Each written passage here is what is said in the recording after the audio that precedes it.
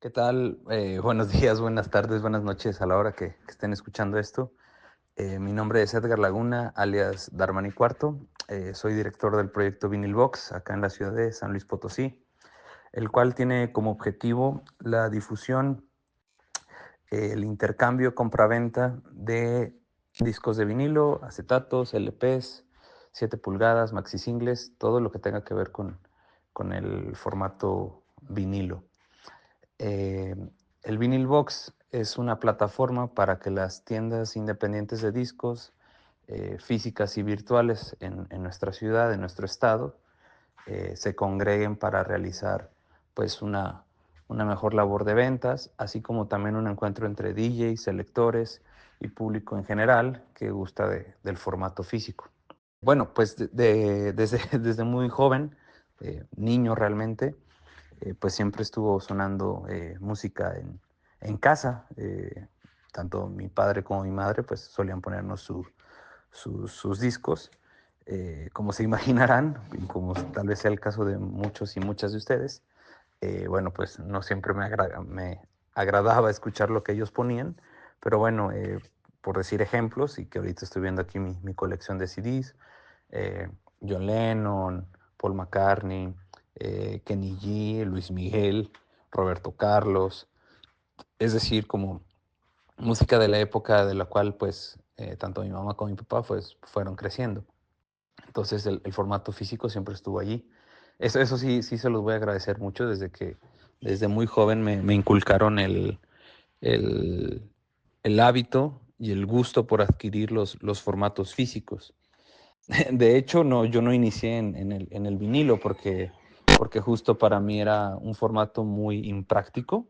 Es decir, eh, el CD lo puedes llevar a todos lados. Bueno, también pónganse en mis zapatos en esa época, antes del internet, antes del streaming. Bueno, pues existía estos formatos físicos y su difusión y por ende adquisición era más sencillo, que era el formato CD. Cuando yo nací, yo soy del 93, pues ya el formato de cassette, que era el más práctico también, bueno, pues ya había desaparecido. Entonces, pues yo tuve una predilección por el CD, por el disco compacto. Y si bien había discos de acetato en casa, no los reproducíamos porque la tornamesa estaba descompuesta. Entonces tuvieron que pasar aproximadamente del 93, como 20, 25 años creo que más en concreto, para que yo me comenzara a acercar al formato vinilo. De hecho, tuve la oportunidad de vivir un rato en la Ciudad de México. Bueno, como profesión yo soy psicólogo, entonces fui a realizar mi formación en psicoanálisis a la Ciudad de México y cuando estuve viviendo por allá solía frecuentar un lugar que es emblemático, icónico en todos los sentidos para la ciudad y para el país, llamado el Tianguis Cultural del Chopo, en donde pues yo solía ir cada semana porque me quedaba muy cerca. Yo vivía en Tlatelolco y el Chopo está ubicado entre la colonia Guerrero y Buenavista. Entonces yo iba cada semana y no siempre compraba algo porque, bueno, pues no tenía dónde reproducirlo, donde vivía, pero yo escuchaba el gusto como de las personas por hablar de las ediciones, de las portadas, de los colores del disco. Y si uno escuchaba con atención esas conversaciones, bueno, pues eran cada vez más profundas en relación a los músicos que participaron en la grabación, los estudios donde fueron grabados, los productores, etcétera. Entonces, para mí fue un encuentro como muy, muy bello en el sentido de que, pues, era un intercambio de saberes, ¿no? De voz a voz y pues también, obviamente, esta cuestión fetichista por el objeto en el cual, bueno, pues se presumía, ¿no? Qué edición se tenía, quién había ido al Chopo. O sea, se dice que está esta leyenda de que incluso había, en una visita que tuvo Bjork a nuestro país, se encontró con material que ella ni siquiera había publicado, ¿no? Los famosos archivos bootleg. Entonces, ese fue mi acercamiento un poquito más directo con el vinil.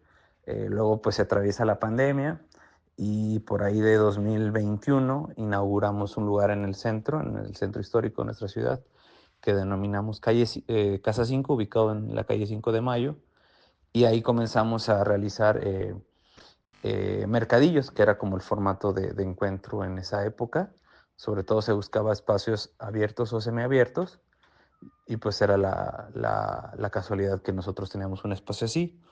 Entonces de ahí surgió la idea de comenzar a convocar a tiendas de vinilos. En ese entonces, por ejemplo, había un vendedor de vinilos que justamente el día de ayer, o bueno, cuando escuchen esto, el sábado 12 de abril, se realizó un evento a nivel nacional e internacional que se llama el Record Store Day, o el Día de Tiendas de Discos en español, el cual pues celebra precisamente la existencia de estos espacios. Y me dio muchísimo gusto saber que uno de esos vendedores digitales que vendía por Facebook Marketplace ahora tiene su tienda y ahora se dedica a tiempo completo a la compra-venta de vinilos, y su tienda fue una sede de esta edición. Entonces, pues así fue un poco mi acercamiento, y ahí comenzó el coleccionismo, y también el comenzar a reproducirlo en formato como de DJ. Entonces, pues ese fue como un poco, hay un poco el contexto de cómo me fui acercando a esta cultura del vinilo. Desde mi experiencia, ¿qué importancia tiene el vinilo en la conservación de la cultura mexicana? Bueno, tiene un peso preponderante, dado que se trata de un archivo sonoro en el cual se encuentra impreso en sus surcos, eh, palabras más, palabras menos, la memoria colectiva mexicana. Es decir, podemos encontrar archivos sonoros que contengan discursos de presidentes, podemos encontrar vinilos que fueron prensados en ocasiones especiales. Ahorita me acuerdo que no hace mucho eh, me, me hice de un lote dentro del cual venían unos discos de 7 pulgadas que eran precisamente como del sindicato de maestros campesinos, por ahí de los 70s, 80s.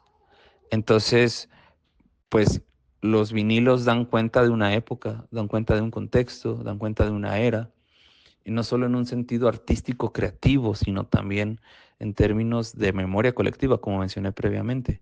Para mí tiene una importancia enorme, porque justamente es ver cómo es un retrato, por así decirlo, un retrato escuchado, ni siquiera visto, ¿no? En tanto que se maneja la, digamos, intangibilidad y lo efímero que se trata al escuchar un archivo sonoro, ¿no? Es decir, sí se encuentra impreso, pero el sonido dónde está, la música dónde está. Entonces, es un archivo que precisamente reivindica y nos recuerda precisamente nuestro proceso histórico como sociedad y cultura mexicana. Entonces, su peso es enorme. He notado el interés de generaciones más jóvenes en estos formatos, y a qué se lo atribuyo.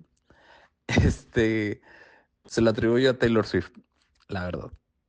Bueno, ya hablando en serio, bueno, sí tiene algo de razón lo que estoy diciendo. Como mencionaba en la primera pregunta, el día de ayer, es decir, el 12 de abril, se celebró el Record Store Day. Y bueno, es una celebración que se lleva a cabo desde 2008, por tiendas de discos independientes en Estados Unidos, y bueno, eso se propagó en el mundo. Pero la presencia de justamente de esta artista, de Taylor Swift, ha vuelto que al tratarse de un artista tan popular, ¿no? Y que tiene gustos con gente más joven, es gente que se involucra o que se, digamos, interesa por el formato, y lo paradójico es por la adquisición del objeto, no para reproducirlo. De hecho, hay estudios y estadísticas, ahorita no puedo citar alguno, pero pueden buscarlo, que la mayoría de las personas que compra discos no tiene dónde reproducirlos. Por supuesto, yo caería en esta categoría hace 7 años, ni siquiera fue hace tanto tiempo que yo me hice de un equipo para reproducir los discos, pero se lo atribuyo principalmente a eso, como la cuestión del coleccionismo, pero en tanto como fetichista. Ojo, no lo culpo, de cierta forma lo celebro, porque también de esa manera se mantiene viva una industria. Y también se lo atribuyo a que los artistas han optado por este tipo de formatos, dado que las plataformas de streaming no les pagan las regalías que ellos quisieran obtener. He visto que en muchos shows, sobre todo de artistas independientes, ¿no? Tuve la oportunidad de ir a un evento en Canadá hace un par de años y todas las bandas llevaban prensados vinilos. Ahora, es más accesible en Estados Unidos, en Canadá, por supuesto, pero también se empezó a realizar acá en México. Hace un par de semanas vino a nuestra ciudad una banda que se llama Descartes Acant y traían dos de sus LPs o, bueno, álbums prensados en vinilo.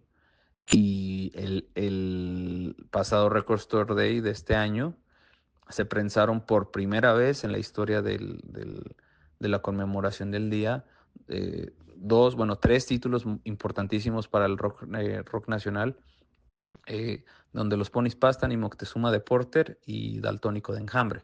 Entonces, eh, no se me hace casualidad que tanto los artistas como los distribuidores, las disqueras, hayan volteado hacia el mundo del vinilo porque se fue a la alza. O sea, la venta de vinilos creo que superó el año pasado la venta total de CDs y eso fue, o sea, cuando se cambió de formato de acetatos a CDs, o sea, fue una victoria impresionante en tanto portabilidad, durabilidad, etcétera.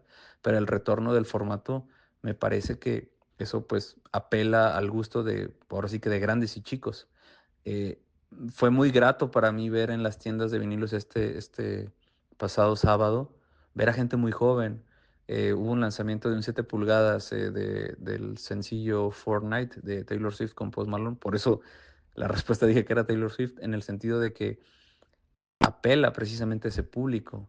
Entonces, a lo mejor alguien joven, estoy pensando unos 16 a 20, 25 años, pues jamás había puesto un pie en este tipo de tiendas, pero ahora lo hizo porque, bueno, pues su artista favorita lo sacó.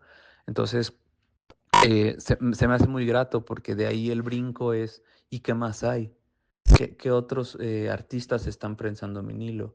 Y empiezan a coleccionar, y empiezan a intercambiar, empiezan a adquirir los discos y habrá otras personas, bueno, que también gusten como yo y como algunos colegas de tocar con esos discos. Entonces no se vuelve solamente un coleccionismo, se vuelve un instrumento de trabajo y un instrumento de creatividad. Creo que los eventos que organizo ayudan a difundir el patrimonio intangible cultural sin pecar de pretencioso o de vanidoso, por supuesto que sí.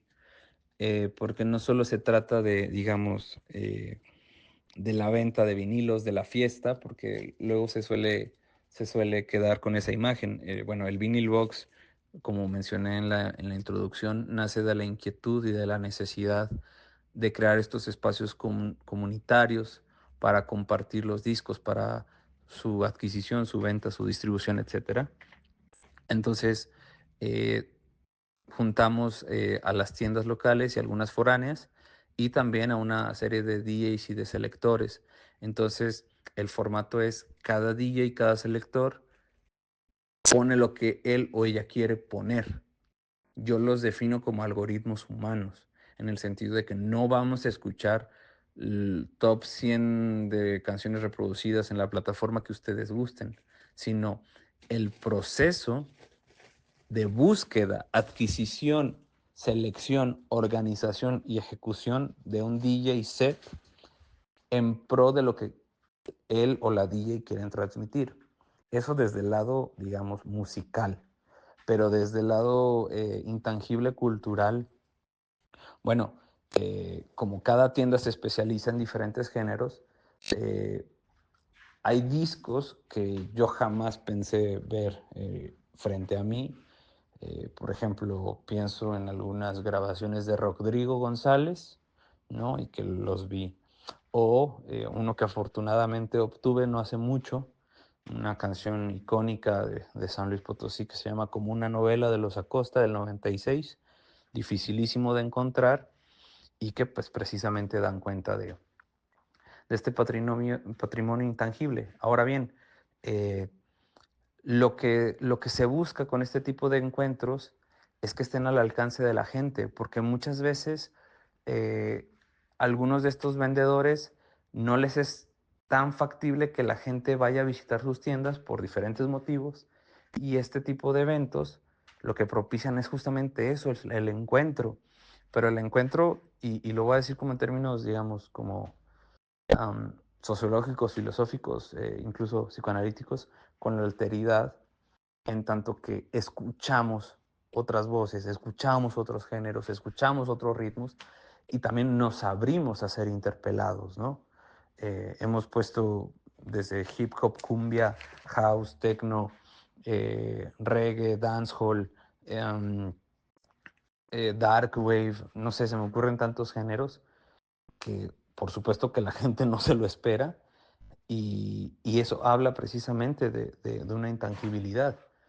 Y bueno, en términos del patrimonio cultural mexicano, pues precisamente eso, ¿no? De obtener grabaciones que van desde, no sé, José José, Juan Gabriel, Luis Miguel, hasta los artistas que mencionaba hace poco, eh, Porter, Enjambre, Descartes a Kant, pero también producciones incluso de nuestra época, bueno, de nuestra actualidad, corrijo. Peso Pluma, Natanael Cano, Kenia Oz, digo, por mencionar algunos, sin importar el género. Eso es lo importante, que es dar cuenta justamente de la diversidad cultural y musical que existe en nuestro país. ¿Qué opino del rock y el punk en los 70s en México como resistencia? Bueno, no soy el más, digamos, calificado ni el más clavado en esos géneros, pero sí puedo mencionar, bueno, por ejemplo, esta figura que, que señalé hace un par de minutos, Rodrigo González, pues es una pieza fundamental, ¿no? Para entender el fenómeno de la autogestión, el fenómeno de la vida en la Ciudad de México, de resistencia, por supuesto, de decir cosas en contra del poder, ¿no? Y por poder entiéndase, pues justamente la cuestión de quiénes nos gobiernan, de las decisiones que se toman, del no estar de acuerdo, ¿no? Y de pensar otras formas de existencia posibles. Eh, es triste precisamente porque justamente al denunciar otro tipo de realidades, ¿no?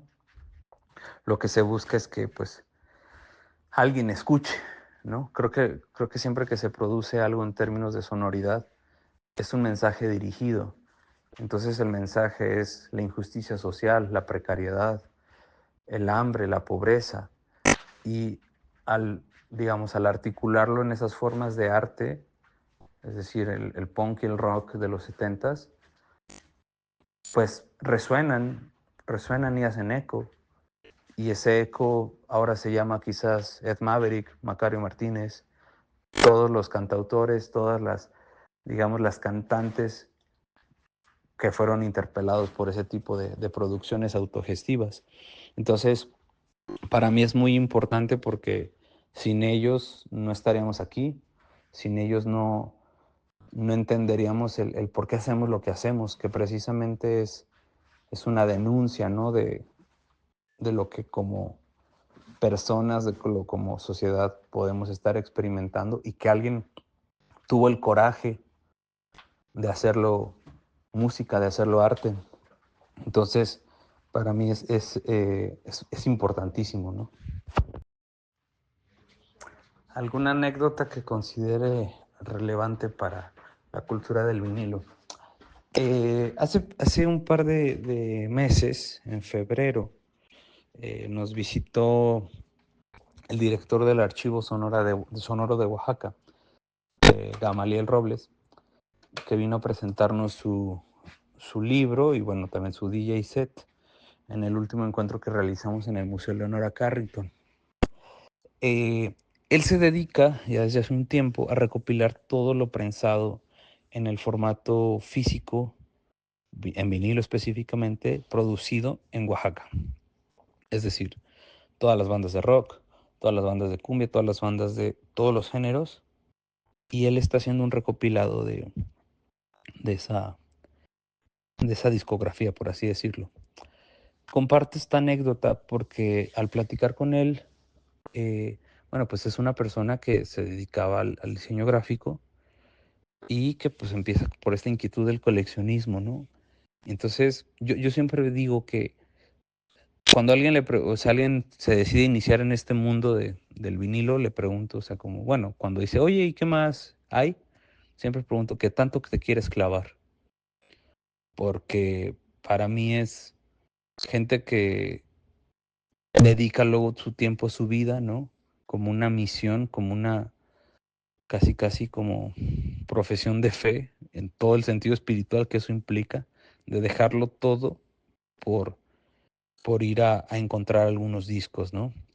Entonces él me platicaba que se mete a la sierra, se mete a lugares bien recónditos a buscar al guitarrista de tal banda, al vocalista de tal agrupación. Y entonces eso para mí siempre es inspirador, no tanto que yo voy a dejar a mi familia, a mi chamba, ¿no? Para dejar e irme a buscar los músicos en la Sierra de San Miguelito, no, no quiero decir eso, sino cómo cada uno, cada una eh, sigue sus inquietudes, ¿no? En mi caso es como decir, bueno, yo quiero conocer como lo más que pueda del formato, lo más que pueda de las personas que tocan con vinilos, ¿no? Y eso me ha llevado a conocer a gente maravillosa y a personas que admiro mucho. Voy a mencionar algunos nombres, ¿no? Que les invito a que les busquen, a que les escuchen, y bueno, que son importantísimos en la escena vinilera nacional, como Scorpio 69, Calvox, Katana, eh, Joshua Selecter, los Alan Anaya, y por supuesto que muchos, muchos más, pero ellos son los que han atendido ese llamado y desde sus distintas trincheras y diferentes ciudades, pues han venido acá a San Luis a fomentar ese, pues este formato, este tipo de encuentros. Ahorita me acordé de una anécdota que en alguna ocasión yo estaba vendiendo discos justo en un evento y tal, y se acerca un chavo, bueno, un joven señor, como de 40, un señor, y me dice, se queda viendo mucho un disco. Me dice, ¿este cuánto cuesta? Y le digo, yo ni siquiera sabía que lo tenía. Le dije, 100 pesos. Y dice, no manches, es mi abuelita. Y yo, ¿qué? Y me dice, sí, es mi abuelita, María algo, ahorita no me acuerdo. De hecho, es un título aquí de San Luis. Me dice, yo no sabía que cantaba, no sabía que tenía un disco. Murió cuando yo era un niño, ¿no? Dice, pero este retrato lo he visto en casa de mi mamá. Y nadie me había hablado de esto, ¿no? Entonces, fíjense que es lo que les comentaba al principio. Es la memoria colectiva. Pero vaya, si yo me dedico a la práctica psicoanalítica también, eso implica que hay una represión, que hay algo que se nos olvida o nos forzan a olvidar. Entonces, también recuperaba estas anécdotas de Gama, de Gamaliel, porque él me ha dicho eso, que cuando va a las casas de los artistas, muchas veces sus nietos o la descendencia no sabe que sus abuelos, que sus padres eran artistas. Y ahí se descubre algo, es decir, el archivo contiene la voz de sus abuelos, que van a escucharlos por primera vez. Entonces, ese tipo de anécdotas, por supuesto que me llenan, que me, digamos, me conmueven, porque es algo que de una manera no sabemos cómo va a afectar a la otra persona. Por eso decía en términos de alteridad, porque nos altera, y nos altera la realidad para, digamos, para siempre. ¿Qué opino del uso de espacios públicos para difundir esta cultura? Bueno, murales y tal. Pienso que es muy importante, perdón, mi gatita. Pienso que es muy importante. ¿Por qué? Porque los espacios públicos nos pertenecen. Los espacios públicos deben, no digo merecen, deben ser ocupados para, para nuestro, digamos, para nuestro disfrute, para nuestro despliegue, para utilizarse, ¿no? De hecho, bueno, por ejemplo, un poquito ahí de historia, ¿no? Eh, Toda digamos, Este mundo de los DJs, ¿no? Pues nace en el Bronx, nace con las fiestas que realizaba Kool Herc por ahí de los 70s, ¿no? Y que justamente cerraba las calles, ¿no? Creo que precisamente era como una intersección muy grande ahí del Bronx, y él lo hacía como para recaudar fondos para la escuela de su hermana, si no mal recuerdo, ¿no? Son las famosas block parties, ¿no? Entonces se vuelve tan icónico, tan famoso que se replica por todos lados, empieza a haber pues obviamente alguna retribución monetaria y pues bueno, como dicen, el resto es historia. Nosotros solo somos eco de lo que alguien ya realizó. Entonces, en ese sentido, ¿no? Digamos, fomentar también el uso de gráfico de los murales, pues precisamente da un mensaje, ¿no? El mural creo que es representativo y es, digamos, colocado en puntos de los cuales la gente los va a ver. Es algo grande, es algo masivo, ¿no? Entonces, tiene esa función de llamar nuestra atención por ser, digamos, de un formato grande. Entonces, creo que es como le escuchaba a un tatuador, ¿no? Que decía, el graffiti son los tatuajes de una ciudad. ¿Y qué son los tatuajes si no son, digamos, las cicatrices que decidimos portar en el cuerpo? Como alguien que porta tatuajes, ¿no? Pues hablan de nuestra historia, hablan de nuestros gustos, hablan de nuestros miedos, hablan de fechas importantes, hablan de comunicación. A final de cuentas es un mensaje para nosotros y para el otro. Entonces, se me hace muy importante la toma de estos lugares, de estos espacios públicos, precisamente porque nos pertenecen, nos representan y a la par transmiten nuestros sentires colectivos. ¿Cómo conectaría el uso del vinilo con el graffiti o la moda o expresiones artísticas hermanas? Bueno, como les comentaba en una pregunta anterior, con estas fiestas de bloque, precisamente lo que se buscaba con los vinilos, es decir, los DJs o los disc jockey, lo que hacían era encontrar canciones que mantuvieran un ritmo. Entonces, para no perder el ritmo, en una tornamesa se ponía lo que se conoce como un breakbeat, ¿no? O como, como partes instrumentales de pura batería. Entonces se hacían, digamos, como bucles. Entonces, en un canal de la tornamesa, o sea, de la mixer, se ponía un disco. Entonces, cuando ya se iba a acabar ese ritmo, se cambiaba al otro canal de la otra tornamesa, se regresaba al disco y así no se perdía. Había un maestro de ceremonias, el cual llevaba a cabo la fiesta, es decir, el MC, que no necesariamente era rapero, esto lo quiero decir porque luego se confunde, ¿no? ¿Y qué pasaba? Entonces, ahí ya tenemos dos elementos de lo que se conoce los cuatro elementos del rap, que es el MC y el DJ. ¿Qué seguía? Los b-boys, es decir, las personas que bailaban break dance. Por eso se llama break dance, porque es música de breaks. Entonces, si tenemos un DJ que está haciendo breaks con los vinilos que obtuvo de... Y muchas veces esto es lo curioso, ¿no? Muchas veces se obtuvieron de las colecciones que ya tenían en su casa. Entonces, como representaban a una comunidad, específicamente la comunidad negra, se obtuvieron unos vinilos de James Brown, ¿no? Lo que se denomina el rey del funk, y es un sample icónico. Entonces, ese break de batería, todos los DJs lo usaban. Entonces, es la reivindicación incluso de la música que escuchaban nuestros padres. Eso fue en los 70s, es decir, bueno, 80s, recuperando música de los 70s, 60s. Hoy, ¿qué música estamos recuperando? ¿A qué artistas estamos ampliando? Bueno, esa pregunta la dejo al aire, pero entonces, regresando, ya se tiene tres elementos del rap, que son los DJs, el maestro de ceremonias, y los B-Boys. ¿Cuál es el último elemento? El gráfico, es decir, los grafiteros. Y el graffiti, entonces, se vuelve el cuarto elemento del rap o del hip hop, como lo quieran llamar. No es lo mismo, pero bueno, hago el símil en esta ocasión. Eh, y todo como parte de un movimiento cultural.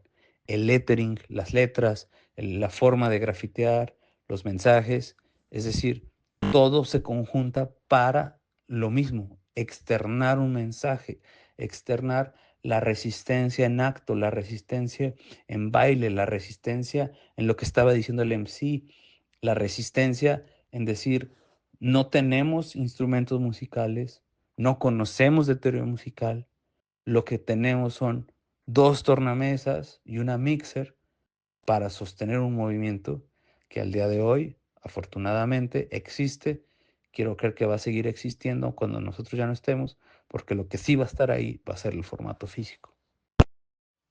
Bueno, esto sería todo de mi parte. Les agradezco mucho haberme escuchado. Mi nombre es Edgar Laguna, alias Darmani Cuarto. Pueden seguirme en Instagram como DarmaniIp o @vinylboxslp. Bueno, se pronuncia vinylboxslp. Vamos a tener un evento este próximo viernes. Pueden escribirnos para mayores detalles porque es un evento privado. Y en agosto tendremos nuestra segunda edición, digamos, en el año del encuentro en el Museo Leonora Carrington, siendo el último viernes de agosto en un horario de 19 a 23 horas. Eh, Hay más de 5.000 títulos a la venta, hay mucho baile, hay artistas invitados, muchos discos, por supuesto, comida, cena, baile. Entonces, eso, se genera una muy bonita comunidad. Y pues nada, les agradezco mucho este espacio, este tiempo y especial agradecimiento a Salvador. Y ojalá esto haya sido de su agrado y de su ayuda. Y pues sigan comprando discos, apoyen, eso sí, no lo dije, pero lo voy a decir siempre, yo creo que me voy a morir diciendo esto, apoyen a sus tiendas de discos locales, es todo un reto que existan, es toda una resistencia que existan, porque justamente a lo que se nos está orillando es a no tener estos archivos sonoros, a que estemos rentando la música, que estemos rentando nuestros contenidos. Y este tipo de movimientos es una resistencia ante ellos, es la conservación de la memoria inmaterial de nuestro país. Gracias.